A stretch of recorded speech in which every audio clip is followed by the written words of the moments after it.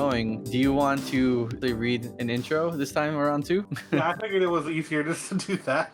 Hey everyone, welcome to the Just Pick Something podcast where we discuss a movie or TV show. And after looking at new releases and checking out some streaming options, we're going to be talking about the A24 movie, The Farewell. It was released in 2019, directed by Lulu Wang. And at the time of this episode, it could be found and streamed on Prime Video. But did you ever see this movie before? I did. I had to rewatch it, and that's why I was like, I remembered it as well as I thought I did, but I wasn't sure that I remembered it super well. Okay. I was like, okay, you know what? Let me just double check, make sure that I don't have like a different opinion or like my feel for it is different. I mean, it's cool to know that because initially I didn't really realize it was an A24 picture going into it. The reason I kind of wanted to watch it was there was a YouTube channel called Quality Culture Video Essays YouTube channels, right? Yeah. The reason I got drawn to it was it had a picture of Aquafina, Yeah. and I had been really starting to enjoy her like comedy and her roles, and she's been in a lot of things in the last like 2 years. Hopefully her streak continues because I think she's great. But she has a show called Nora on Queens that was pretty funny. And then I saw the A24 picture, her casting, the themes, the idea of this movie, and then also how this movie was based off This American Life segment. And I was like, man, all the pieces that would have sold me independently just kind of made me want to watch this movie even more so altogether. I don't remember why I was interested in this movie. I think I heard that it was good, and I think it was like getting a lot of like award buzz, and I was like, oh well, people are saying it's really good, even though Aquafina, me personally, I was never really a big fan of hers. Dude, I don't know what it is. Sometimes I wonder if it's like just overall opinions that are fed into me beforehand before I even know who the actress is. Yeah. Like name association with something negative. But once I actually sat down and watched her stuff, it kind of just clicked. Maybe it was that I saw or maybe read this opinion piece about her character in that movie Crazy Rich Asians. So yeah, I wanted to give her a fair chance, and I actually kind of ended up liking her stuff. Yeah, it's for me, it was mostly that I saw her in a lot of her more comedic roles that I don't think are actually that good. Like I watched her in like what was it, Ocean's 8, and then she was in Raya and the Last Dragon, and Really? Yeah, she was the dragon in that, and then she was. I mean, I know people like Shang-Chi. I wasn't a huge fan of Shang-Chi, but I was like, yeah, she's whatever. This movie, I really liked her in. Yeah, I think so far, I think I like her more in drama roles than her comedy roles. I was surprised to find out from you that she was in all those movies. Dang, she really is being cast in everything. Yeah, she's pretty prolific. And I think it's interesting that we're doing this because recently there was a whole entire like she's been having a lot of discourse around her for a while because of her accent. What is it? Strong New York accent, right? People refer to it as a black accent because it's not her actual accent. It's one that she just actively puts on to mimic black colloquialisms kind of thing. Oh, okay. And so a lot of people are like, oh, you like to play funny characters, and then when you like to play funny characters, you like to put on this accent. But when you decide to do drama characters, you drop that accent and you use your regular voice. Oh, all right. That's interesting. And so it was like it's a big discourse, and she put out a statement and left Twitter and all that nonsense. And I was like, dang, that sucks. I can imagine the Twitter discourse was horrible to deal with. Twitter discourse is never nice. Yeah. I can understand complaints. I'm not going to back either side of that argument because it is not my culture to offend, and I recommend that people who want to know more about that stuff look into that kind of stuff. that is a shame. I do get the outrage, but like you said, it's spend time thinking about and coming to your own decision about, right? I guess there's a lot to talk about her and her, I guess, career so far. But yeah, in this movie, she was pretty dope. Yeah, no, I was very much a fan of hers in this film. Like, I think she handled the role. It has a lot of nuance to it.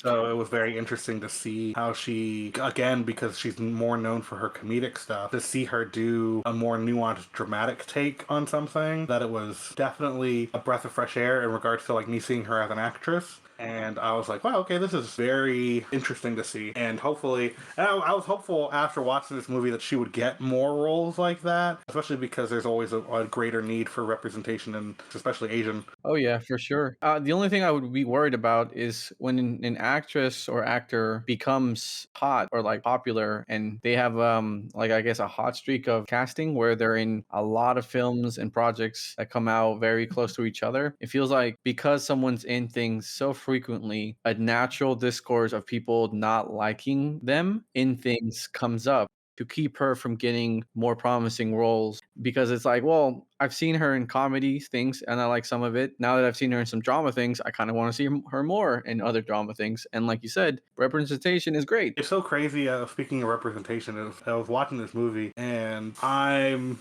It was funny because I was like, why do I relate to this movie so much? And Oh, yeah, there's a lot of things in this movie that I'm like, I can kind of relate to that. Yeah.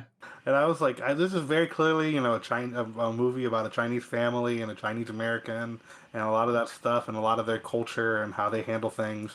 And I was very much like a lot of these things, and I don't know if it's because being Hispanic or not, but it's like, man, like a lot of this stuff, like I understand, like on a deep personal level. Well, well, I think part of it is that a big theme of this movie is multiculturalism, right? Yeah. Like the aspects of being some of one culture and some of another culture, and having family members that are all their own levels of multiculturalism. So, like, when you have a theme of multiculturalism to this extent, with multiple characters each having their own experiences, it's going to be hard not to relate to people who also have their own experiences of multiculturalism, right? Yeah, it was interesting. But even then, it's like there's a part where they're talking about how they handle in the movie. Obviously, this is where it's always going to be in deep into spoilers. But when they're talking about the grandma's condition, there's like a sense of like there's like a certain not necessarily pride, but like feeling that they have to like, oh well, we can't do this, and there's like a certain way of going about it culturally that we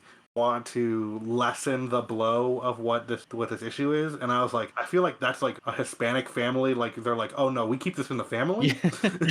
Yeah. Yeah. I mean, not only that, but man, sometimes things in the family spread way quickly in the family. Like, Oh yeah. like certain topics will just come up with you and your interconnected family. And then as the topic becomes known, people make calls, cousins find out, uncles and aunts find out, grandpas find out, and like it just keeps going, but all within that like self-contained bubble. Yeah, it's crazy. It's just like and so like those like small things, and I wonder if, and I can only speak for personal experience. It's like one of those things where I'm watching with someone else. I could be watching with my wife, who's she's American, white. But it's interesting. It's like I was like, oh, I have all these like things that I relate to on a personal level, being of a family of immigrants and having to deal with certain situations that are similar. And it's like I wonder if that's like the same for you guys, or if and like this is like an actually like super pervasive story point, or if it's like no, like it's more personal towards children of immigrants or like people with of a certain kind of culture. What the this movie or the themes of like handling a very personal experience, a cancer diagnosis, and going No, this movie specifically, because obviously everybody can deal with the cancer diagnosis.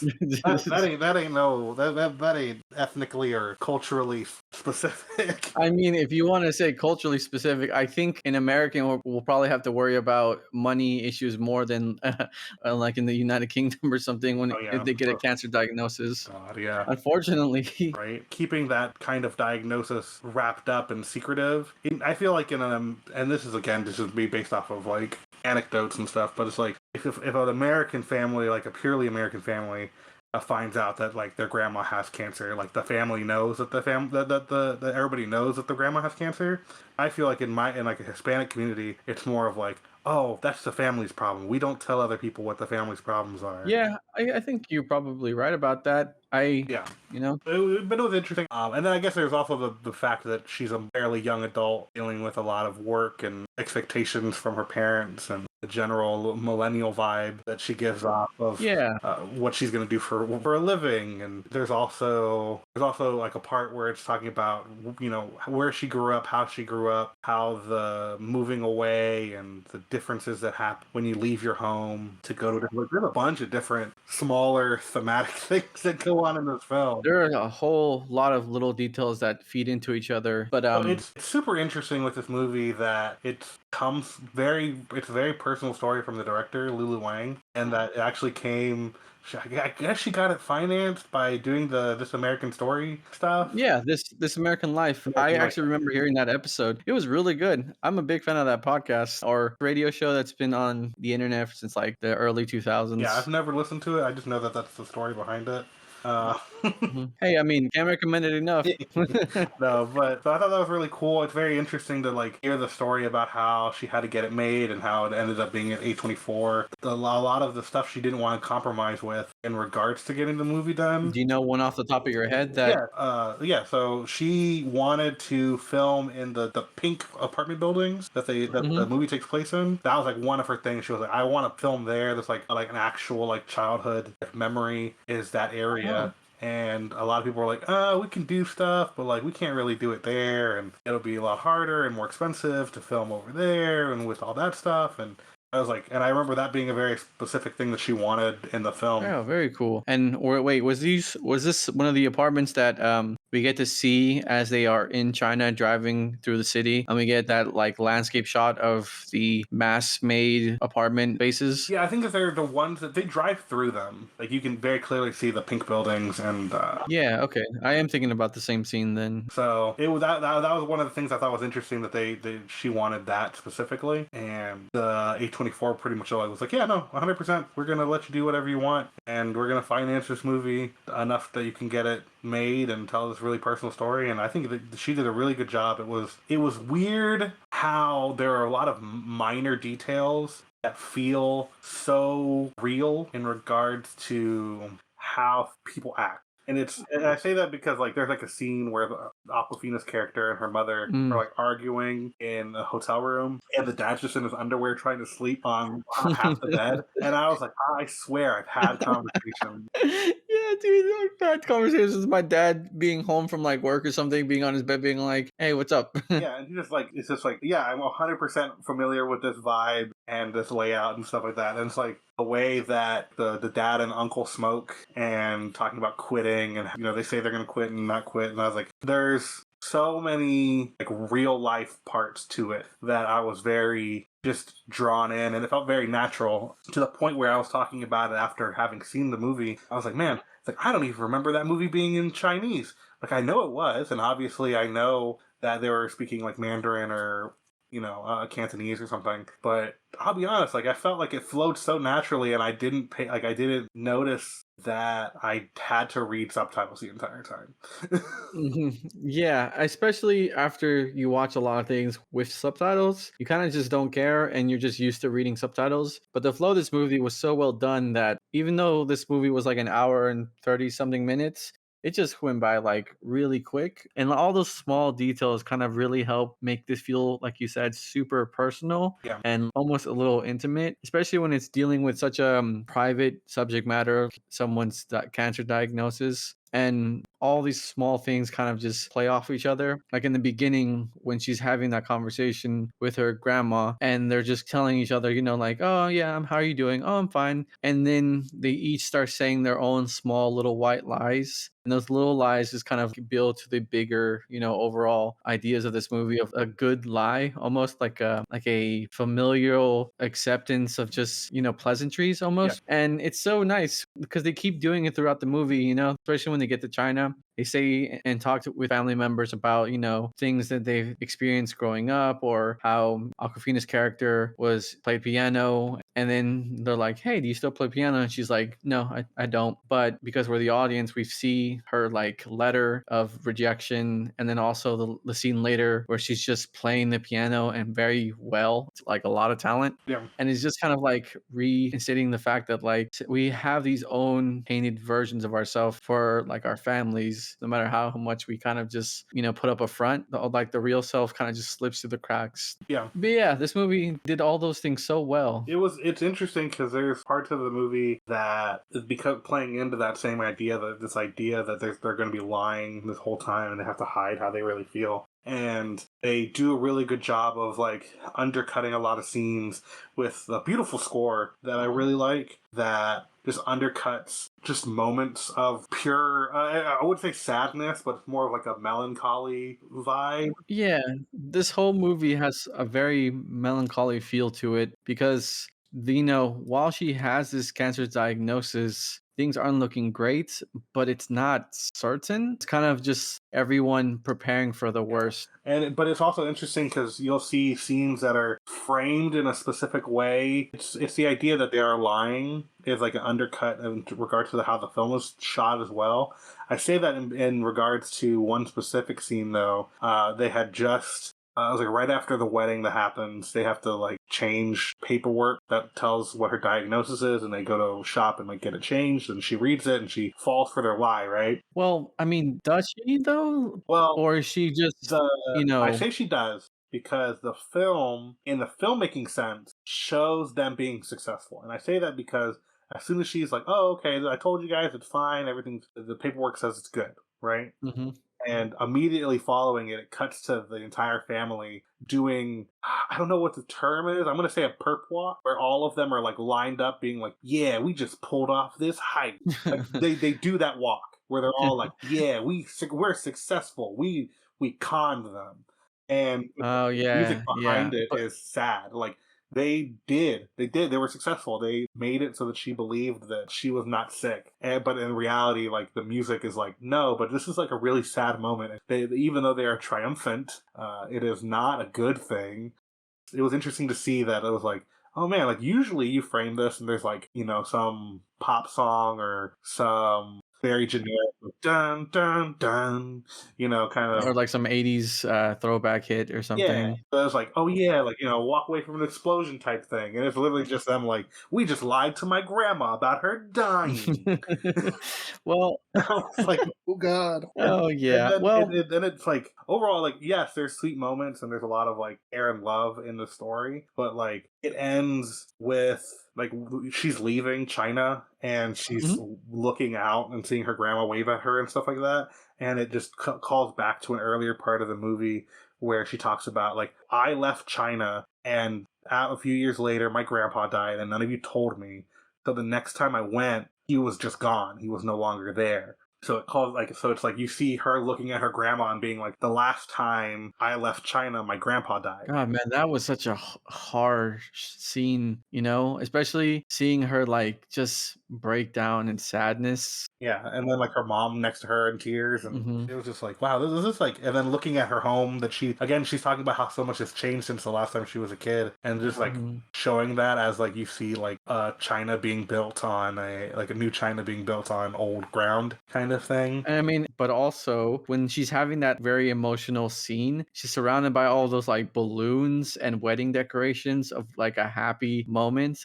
And there's so many like examples of that juxtaposition throughout this whole movie, especially because another one of those lies that helps kind of perpetuate this bigger lie is the whole, wedding subplot where they're kind of like faking the reason why they're all there. Yeah, and it's detail I didn't notice because I had watched this movie 2019 or whatever. Regardless, yeah, it's nice to come back and look at movies and reevaluate what things you missed. And I never noticed that, for example, and this is just a small detail, that like the wedding that they have like the big rainbow balloon arch. Mhm. And I never put two and two together that the rainbow balloon arch was like symbolism for the rainbow arch that she talked about the neighborhood that she used to grow up in with the garden. Oh, really? Yeah, so you can see, they're like, oh, that's where our neighborhood used to be. Is this over there? And you see there's this giant rainbow arch over where her neighborhood is. Okay. So then, at the wedding, there's this big rainbow arch around her family. And I was like, oh, wow, I never noticed that detail. I'm pretty sure Huh. that was intentional. I can't tell you what it was for, but I thought it was pretty. Well, I mean, it might just go into the ideas of like the multicultural thing, Yeah. just tying everything together. But I do want to bring up the idea that I think the grandma might have known because I think as much as everyone is on the same page about lying or keeping up this lie, going with the wedding, staging everything, getting everyone involved, calling, getting the place, renting everything, and they constantly throughout the movie kind of point to Aquafina's character not being able to keep it under wraps, like letting her emotions fly out and she's going to spill the big secret. They all collectively can't help themselves just express their grief physically and emotionally out in the open, whether they like it or not, you know? Yeah, no, it was funny, the scene early on with the uncle where he's like, "Oh, your grandma's dying." He's like, "Yeah." He's like, "We can't tell her." Yeah. He's like, "I know it's going to be very difficult for you because you're going to want to be upset." Yeah, but you can't be upset because she can't know. Yeah, like because your grandma's dying. Yeah, and you're going to be very upset. Yeah, and it was one of those things where it's like oh, you're not saying this for her good. You're saying it because you need to like Get this off your chest. reaffirm it yourself, where you're Mhm. saying it to yourself so that you can remember to not do these exact same things. And then and then that character has that emotional speech during the wedding where he kind of just pours his heart out for the idea that he's gonna be losing or might be losing his mom sometime soon, while also trying to keep up the lie about the wedding. And it's like moments like that, the one you just said, and then this one, that kind of gave me idea that she probably knew, and not only just because of her, oldest son giving that emotional speech at the wedding, but just because everyone wears their emotions on their sleeves throughout this movie at various points. And then her having gone through a similar experience with her husband, it almost feels like she's kind of just already accepted a probably grim outlook. And as much as her family is putting up this lie for her, she's also like enabling the lie because it's brought them all together to, be together for a little while. And that means a whole lot to her. Yeah, like she makes a statement later in the movie, like talking about basically that same idea, where she's talking about like what you do and how, like, not exactly what you do, but like how you do things and stuff like that. Mhm. And Yeah.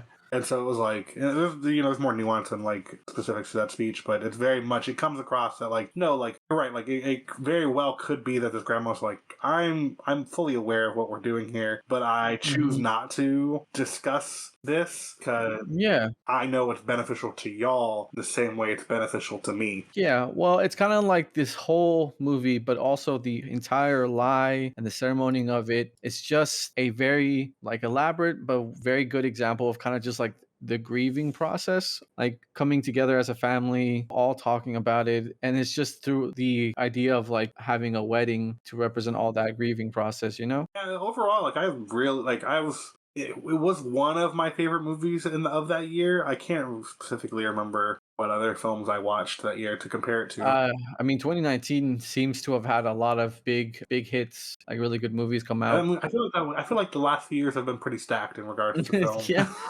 Not complaining at all. No, I mean, just trying to think of movies that I've been wanting to see and, talk about for this. It's just like, man, there's a lot of ones I missed in 2021, 2020, 2019, Oh etc. yeah, there was a ton last year that I missed that, oh god, I have to go back and catch up on, especially with. Well, I mean, there was that the list you sent a little while back that was like, how much of these have you seen or We'll get something? to it at some point, whether it's 2 years down the line or if it's a few months. Yeah, there's no rush for me.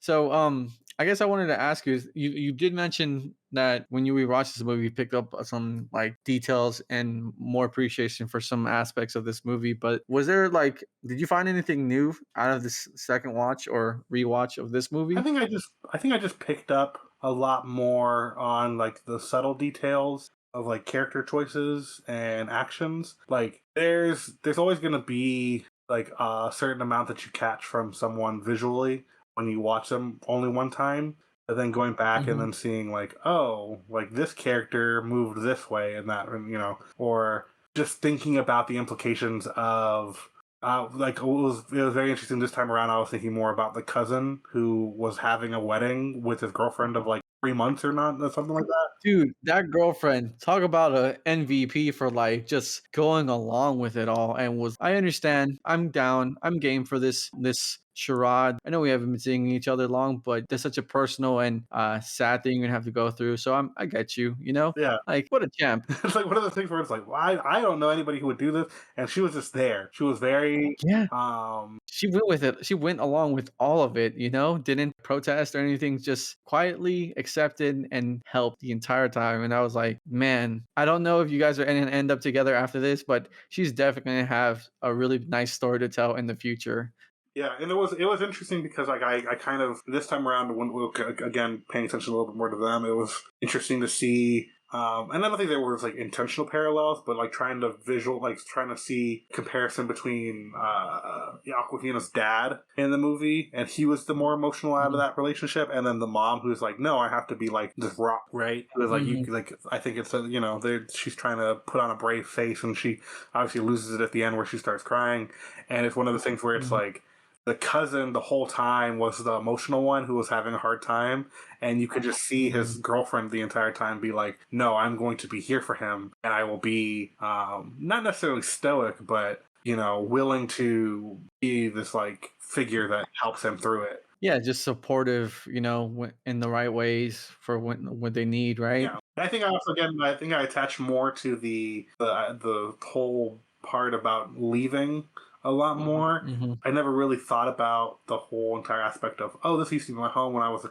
child, and seeing it change and all that stuff. I obviously Mhm. caught it. It's very they make sure to point it out in dialogue and stuff. But I think I like that they mentioned that she was old enough to have those, solidified memories of it, yeah, because there's definitely a window where you have strong memories of the environment you grew up in, and then if you leave too early, well, then you don't because the memories start forming later, right? yeah. So it was interesting to watch a second time, and I very much enjoyed this film. It's really well made. Yeah, I love this movie. I am glad you were willing to talk about this, despite it being a few years before, I guess, the second rewatch. And like, there's a lot of things in this movie that I really like. There was one bit though that I did really enjoy, and you kind of reminded me of it. It was kind of the depiction of like how the women in this movie kind of get along, and it was really cool and interesting to see how they all have their like mannerisms and their like interpersonal, what is it, like relationships and stuff. Kind of like seeing all the relationships throughout this movie, not only with just the family, but like how the women in the family get along, how the men in the family get along, the older generation, the younger generation, and even just like the generation between like Aquafina's character and her cousin. It feels like there's a small gap between them, but they just seem so like distant between each other at the same time. Yeah. It's kind of like an example of like how close the older generation stays with each other and how maybe the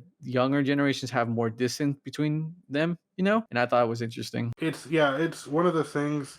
Speaking of like how distant some of the family feels, It's interesting, and this is obviously a real life, based off real life.